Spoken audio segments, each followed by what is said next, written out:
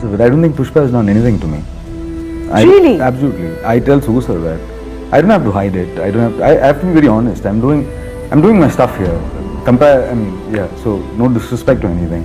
I don't think people expect magic from me, from Pushpa.